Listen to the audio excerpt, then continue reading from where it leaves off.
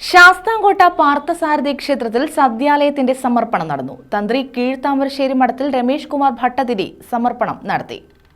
ശാസ്താംകോട്ട മുതുവിലാക്കാട് പാർത്ഥസാരഥി ക്ഷേത്രത്തിലാണ് പുതുതായി നിർമ്മിച്ച സദ്യാലയത്തിന്റെ സമർപ്പണം നടന്നത്.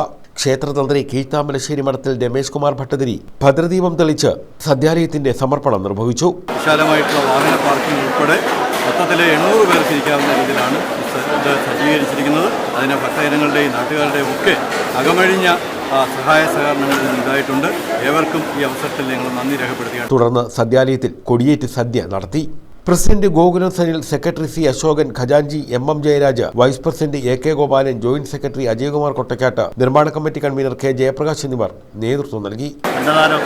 സൗകര്യപ്രദമായിട്ട് അതുപോലെ നിശ്ചയങ്ങളോ മറ്റു ഫംഗ്ഷനൊക്കെ സൗകര്യപ്രദമായിട്ടുള്ള ആളുകൾ നമ്മൾ ഒരുക്കിയിട്ടുള്ളത്. എല്ലാവരുടെ സഹകരണം നമുക്ക് ഓപ്പൺ ചെയ്യാൻ കൊടിയേറ്റ് സദ്യ കൊടുത്തുകൊണ്ട് ചെയ്യാൻ കഴിഞ്ഞതിലധികം സന്തോഷമുണ്ട്. News bureau, Sasthamkotta.